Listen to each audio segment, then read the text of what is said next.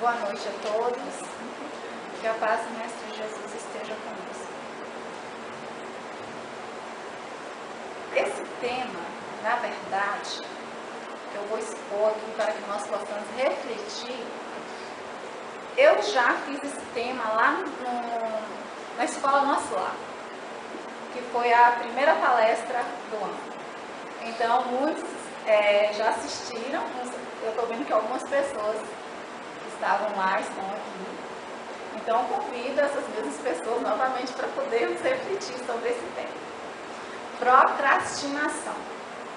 Então, creio que muitos de vocês sabem o significado da palavra. E aqueles que não conhecem ainda a palavra, no decorrer da palestra, nós vamos falar o significado.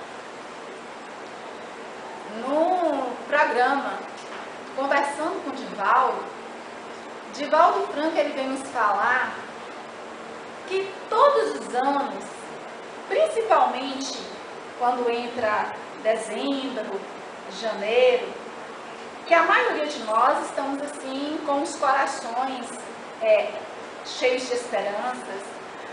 Nós, principalmente no mês de dezembro, nós nos apresentamos assim mais sensíveis em relação ao nosso próximo, e o sentimento de caridade, ele se aflora principalmente nesse mês, Natal. Então é a época também que os espíritos, as entidades venerandas, a época que eles aproveitam esse clima de fraternidade entre nós, esse sentimento pairando, esse sentimento elevado pairando em nossos corações, para se aproximar da Terra. E essas festividades, como assim nós comemoramos o Natal, que lá na espiritualidade também eles comemoram. Assim como nós comemoramos o Ano Novo, o fechamento de um ciclo, eles também lá na espiritualidade, eles comemoram e até traçam planejamentos de acordo com as nossas necessidades aqui no orbe terrestre. E muitos de nós, quando entramos em janeiro, início do ano, janeiro, até por que não dizer fevereiro também, né? Nós costumamos a traçar metas, coisas que nós queremos conseguir ao decorrer do ano. Só que quando vão passando os meses, essas metas que nós traçamos, seja lá quais forem, muitas vezes elas passam a ser esquecidas por nós. E quando nós chegamos ao final do ano, nós percebemos que de todas aquelas metas traçadas por nós, elas foram esquecidas, ou que nós não conseguimos alcançar quase nada. E aí Divaldo vem nos falar que isso é muito natural. Que à medida que nós entramos na nossa rotina, quando passa esse período que nós entramos nessa rotina, muitos de nós temos a tendência de esquecer e de deixar para lá. Mas que isso, só esse desejo e o não conseguir alcançar essas metas, esse trabalho ele não fica perdido. Que tudo é aprendizado. E que nós vamos observar o que é que não deu certo, o que é que nós fizemos, quais foram as estratégias que nós traçamos e que não foi legal, e que nós podemos refazer, que tudo é experiência. Aí ele vem nos falar que a nossa evolução não é uma linha reta, mas é uma linha inclinada, que qualquer experiência, ela serve para nos galgarmos pequenos passos nessa linha inclinada em rumo à evolução. E aí muitos de nós em relação às nossas metas. Sabemos, isso é real, que a maioria traça metas de cunho material. Né? Entre o ano, vou conquistar uma casa, vou comprar um carro, ou vou fazer um curso, ou eu vou comprar tal coisa, metas de cunho material. E pouquíssimas pessoas são aquelas pessoas que traçam metas de reforma íntima, metas centradas no espiritual. São pouquíssimas. esse ano eu pretendo ser uma pessoa mais calma. Esse ano pretendo ser uma pessoa mais tolerante. Esse ano eu pretendo fazer um trabalho voluntário. Podemos dizer que muitos de nós espíritas, nós traçamos essas metas. Mas aí nós precisamos refletir se isso, que quando nós desejamos ser essas pessoas, se isso não é da boca para fora. Ou se realmente nós empenhamos, nós envidamos esforços necessários para que essas metas, elas sejam alcançadas. Porque tentar, a gente até tenta. A gente tenta ser uma pessoa mais calma, a gente tenta ser mais tolerante, tenta ser menos ansioso ou ansiosa. Mas o certo, o que é real, é que nós não conseguimos o tempo todo ser pessoas tolerantes. Nós não conseguimos o tempo todo ser pessoas calmas. Nós não conseguimos o tempo todo ser pessoas equilibradas. Vai acontecer uma determinada situação em nossas vidas que nós vamos derrapar. Mas por quê? Porque as mínimas dificuldades que aparecem,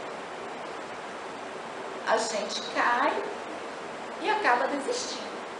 Porque essas virtudes que nós queremos alcançar, elas ainda não estão consolidadas em nosso íntimo. E ainda precisa muito esforço nosso, ainda é preciso uma caminhada muito longa para realmente alcançarmos isso que nós estamos desejando, de forma perseverante. Mas ainda uma boa parte, quando vem essas dificuldades, a nossa tendência é desanimar e deixar para lá. Eu sou assim mesmo. Sou uma pessoa intolerante. Eu sou assim, nasci assim. Eu acho que você é assim. E aí a gente não muda, porque a gente desiste. Porque realmente, para nós, a reforma espiritual, a reforma íntima, não configura uma coisa fácil. Aí nós ficamos postergando, deixando para lá, para depois, as coisas que são essenciais em nossas vidas. Se nós deixamos até as nossas tarefas corriqueiras para depois, arrumar a casa, vou deixar para depois.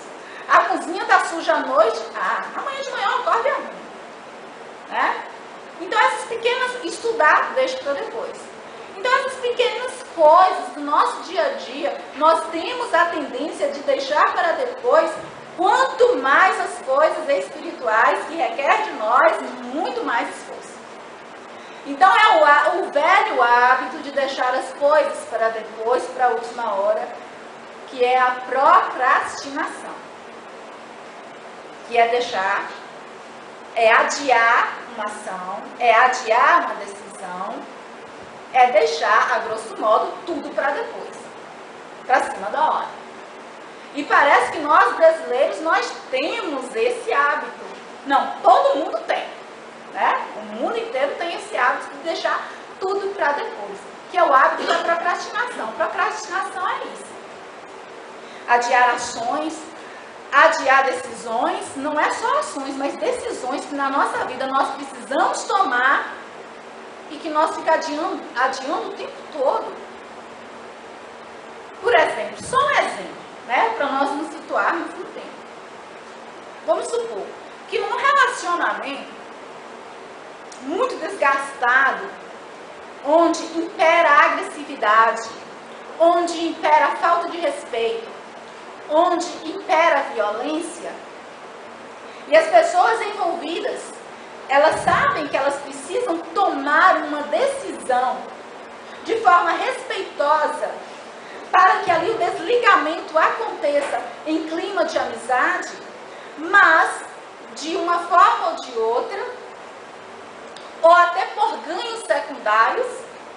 Às vezes a pessoa está envolvida num determinado contexto de relacionamento e a pessoa vê, que ela percebe que sofre muito, mas não quer se desligar porque tem um ganho secundário. Não vou vamos supor, não vou querer destruir ou separar, porque de repente eu vou perder todos os presentes que eu ganho. É um ganho secundário. E seja lá qual ganho secundário. Às vezes tudo tem um ganho secundário e as pessoas deixam de tomar decisões que precisam ser tomadas e sempre adiando. Então, isso que é procrastinação. Muitas vezes, esse hábito de procrastinar, ele está tão enraizado entre nós, tão enraizado, que às vezes nós procrastinamos até de forma inconsciente. Nós deixamos as coisas para fazer de forma inconsciente. Mas às vezes nós somos conscientes. Nós sabemos muito bem o que precisa ser feito, mas a gente não faz. Se nós nos comportássemos e fizéssemos tudo aquilo que a nossa consciência, o nosso lado racional, ele fala que é para a gente fazer, com certeza no mundo existiriam todas as pessoas com peso ideal. Todas as pessoas seriam saudáveis. O nosso trabalho, a nossa casa seriam todos os dias organizados. Nós não deixaríamos as pendências com as outras pessoas para trás. E todos nós seríamos amigos. No mundo não haveria drogados. E a sociedade ia viver mais feliz.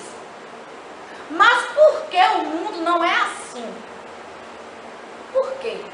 Porque todos nós, em algum setor de nossas vidas, nós somos procrastinadores. Geralmente, as pessoas procrastinadoras são aquelas pessoas que muitas vezes pegam muitas coisas para fazer ao mesmo tempo. Aí tem um monte de coisa para fazer e não consegue dar conta. Então, faz primeiro aquelas tarefas que não são tão urgentes assim, mas que são prazerosas. E as tarefas mais importantes, que elas consideram chatas, ficam sempre para depois. E hoje em dia, estudante adora fazer isso. Muitos deles acham que estudar é chato e sempre estudam na hora da prova. E muitos deles nem estudam. Engraçado que eu sou professora e tem aluno que chega na sala e fala assim, quem é professor sabe.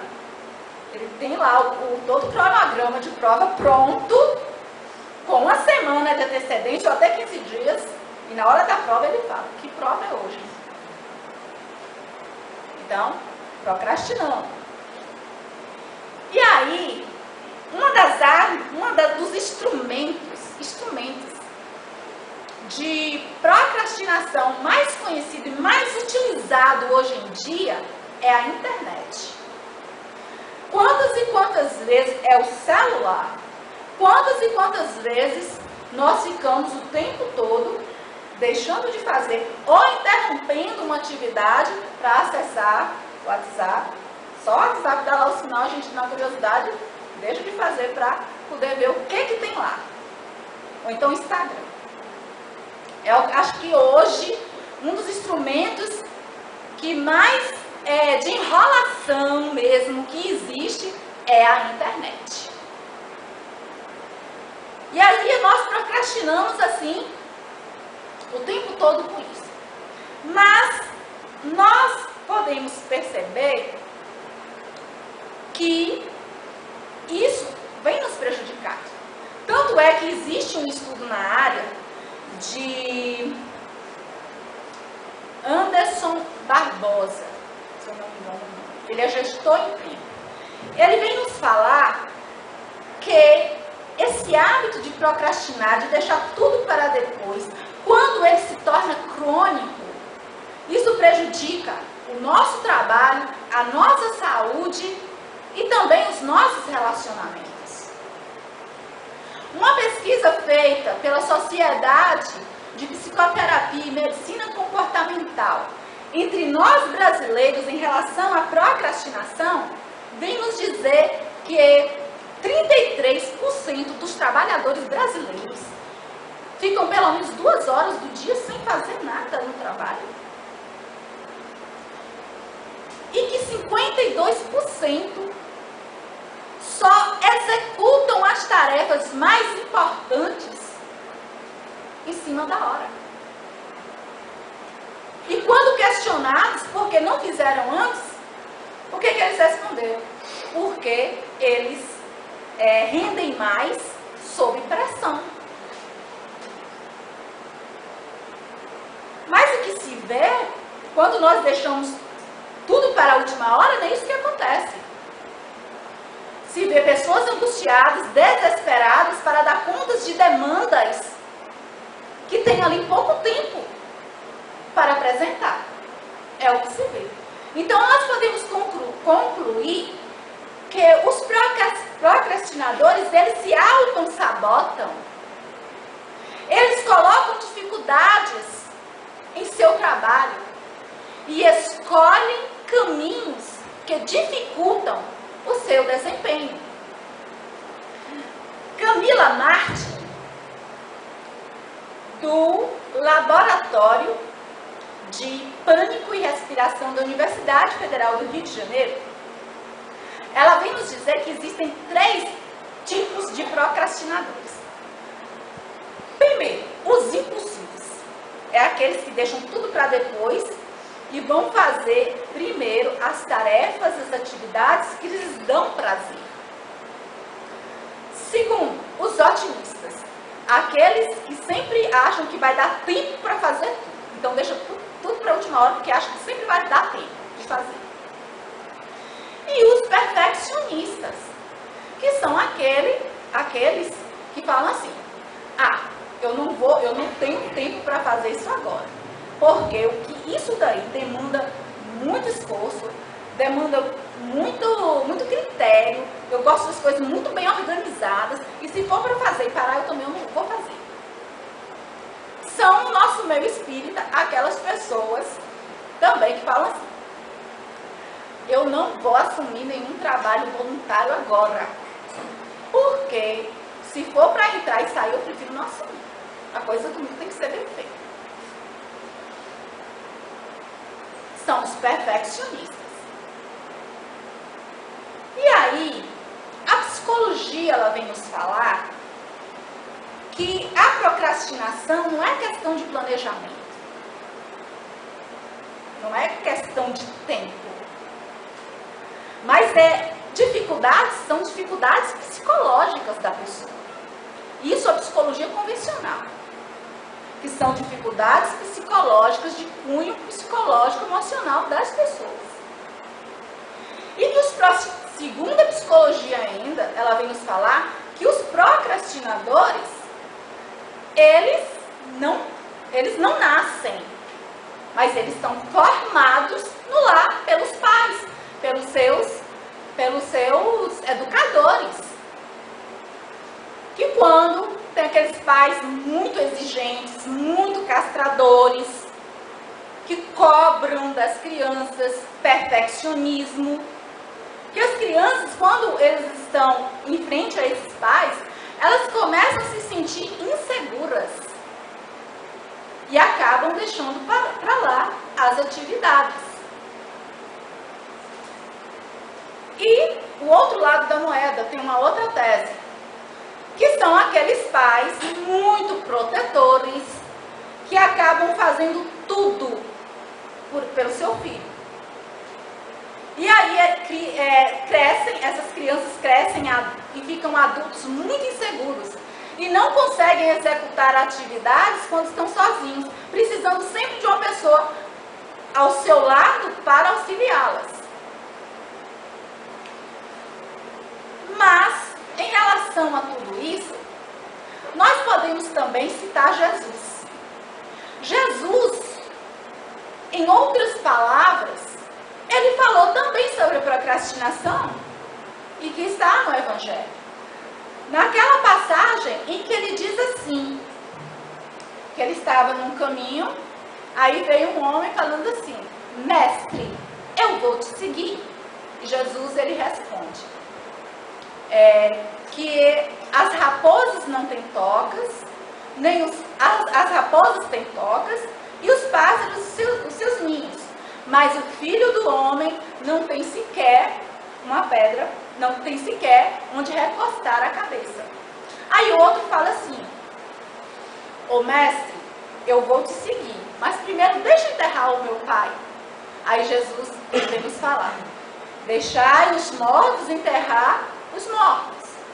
E tem outro que fala, mestre, eu vou te seguir, mas primeiro deixa eu despedir da minha família. Aí Jesus, ele responde, aquele que coloca a mão no arado e olha para trás, não está apto para seguir o reino dos céus. Então Jesus, ele vem falar em outras palavras, esse tema, a procrastinação. De que muitos de nós, em se falando do lado espiritual, o tempo todo nós estamos procrastinando. Nós sempre estamos deixando para depois aquilo que deveria estar em primeiro lugar em nossas vidas, e somos todos nós. A caridade, o amor, o perdão ao próximo, tudo aquilo que se refere às virtudes e tudo aquilo que a gente precisa fazer. E que nós encarnamos com esse objetivo que é essencial em nossas vidas. Mas o que acontece é que nós trocamos, quando chegamos aqui, há uma inversão de valores. E muitas vezes nós damos mais atenção à conquista daquilo que é material. E deixamos para depois a conquista daquilo que é espiritual. E aí ele vem dizendo uma frase muito célebre. Buscar o reino de Deus em primeiro lugar. Porque as demais coisas que nós desejamos em nossas vidas, tudo chega por acréscimo. E uma das coisas, em primeiro lugar, que nós procrastinamos é amar o próximo. É a primeira procrastinação nossa. É amar o próximo. Ainda nós temos resquícios em nosso ser de indiferença ao outro. Ao que o outro sente. As dificuldades do outro. Tantas pessoas precisam de nós, do nosso acolhimento, das nossas mãos estendidas, do nosso sorriso, da nossa palavra amiga.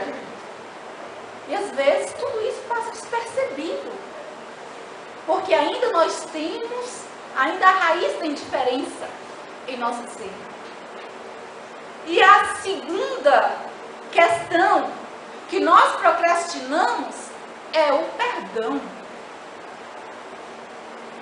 Nós adiamos em perdoar as pessoas.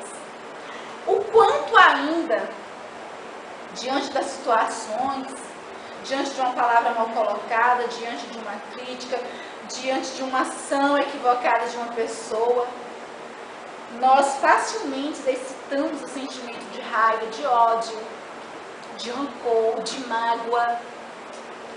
Nós temos ainda essa fragilidade. Qualquer coisinha aciona esses sentimentos menos dignos em nós. E isso faz com que nós adiemos, deixamos sempre para depois o perdão. E isso é tão importante, é tão essencial, que não adianta a gente fazer o bem, não adianta a gente fazer o trabalho voluntário, porque Jesus disse assim, se vós tem uma oferta para oferecer ao vosso Pai que estais nos céus, ali no altar para oferecer a oferta, e se vós lembrais que tem o irmão que tem algo contra você, não é você que tem contra o irmão, não. Se você lembrar que tem alguém que tem alguma coisa contra você, vai lá primeiro e reconcilia-te com teu irmão. E isso é a coisa mais importante, porque para chegar a Deus, para chegar à plenitude ao Pai que está no céu, entre nós e Ele, há o outro, há o nosso irmão. ao nosso semelhante. O outro, simbolicamente, representa a porta pela qual nós temos que passar para chegar até Deus, para chegar à plenitude, para chegar à felicidade. É para isso que nós estamos aqui. Amar a nós mesmos, amar o outro como a nós mesmos. Vamos voltar um pouco sobre essa questão das nossas dificuldades. E existe, vou aqui falar para vocês, não quero ensinar nada a ninguém, eu só vou dar um exemplo. Existe uma técnica que está no livro, claro que nesse livro, essa técnica nos livros hoje é mais de cunho material. E essa técnica, não está no livro Coach Acelerando os Resultados, essa técnica, ela fala o seguinte: tudo aquilo que nós desejamos, nós, se a gente quiser, a gente pode anotar uma folha. Desejamos ser paciente. Eu quero ser uma pessoa paciente, eu quero ser uma pessoa tolerante, eu quero ser uma pessoa calma. Aí embaixo desse desejo seu, você coloca todas as estratégias. O que você vai seguir para alcançar esse objetivo? Eu quero ser uma pessoa mais calma com meu marido, porque ele é muito agitado, ou porque ele é muito nervoso. Então você coloca lá a estratégia. Todas as vezes que ele aparecer nervoso, eu vou respondê-lo com calma, com tranquilidade, chamá-lo de querido, de meu bem. Todas as vezes que o marido se apresentar dessa forma, você tem que seguir criteriosamente, perseverantemente isso. Se você seguir repetidas vezes, o seu psiquismo vai adquirindo essa forma comportamental.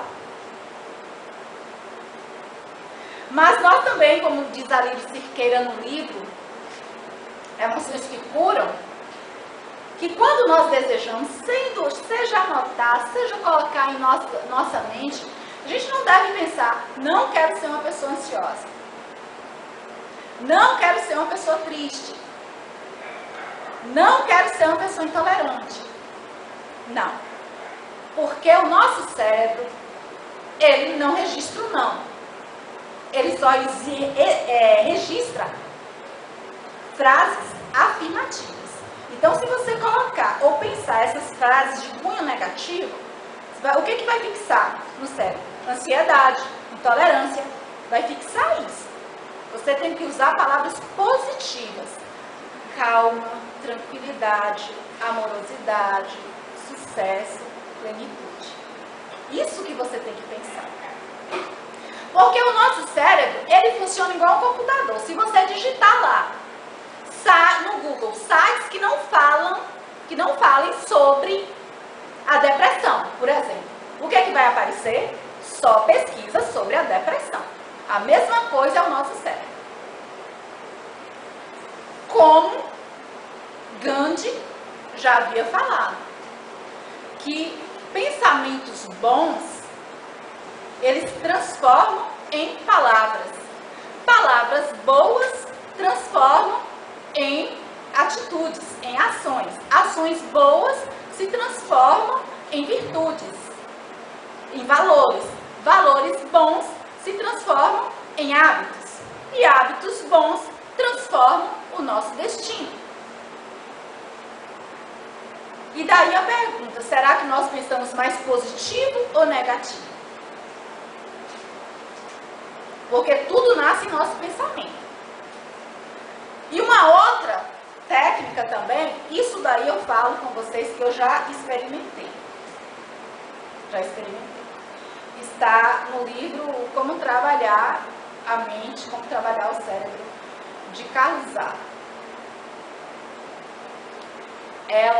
Ele fala assim, que para você incorporar um hábito, qualquer hábito em sua vida, você tem que fazer isso 28 vezes. Se você quer ser tolerante com uma pessoa, experimente ser tolerante várias vezes, mas primeiro 28 vezes. Que você vai adquirindo esse hábito. E eu fiz essa experiência comigo e eu peço licença para relatar isso para vocês. É que eu tinha uma dificuldade enorme de frequentar a academia. Eu entrava e saía no mesmo mês. Eu não era disciplinada. Eu não era disciplinada para isso. Mas, nesse início do ano, como eu estabeleci essa meta, que eu tinha que realmente fazer uma atividade física, eu comecei. Fiz 28 vezes. Eu já tenho um hábito. Então, nós aprendemos por repetição. Então, por que não utilizarmos essa técnica para a nossa melhoria espiritual? Para colocar de fato em primeiro lugar aquilo que é essencial nesta vida, nesta reencarnação, que é o reino de Deus, que é amar o próximo, que é conviver bem com o próximo, que é perdoar, é amar. Por que não tentar fazer essa técnica em estudar as obras espíritas todos os dias, no mesmo horário, durante 28 dias? Existem 1001 técnicas e cada um de vocês tem a sua em particular. O importante é que coloquemos isso em ação em nossas vidas, para que possamos assim desenvolver em nós o hábito de sempre sermos pessoas mais amáveis, mais compreensivas, mais persistentes. E só assim, com certeza, a gente vai viver feliz e mais equilibradamente. E vamos alcançar tudo aquilo que nós desejamos e que muitas vezes nós não temos o esforço suficiente necessário para alcançar. Muito obrigada a todos pela atenção. Uma boa noite.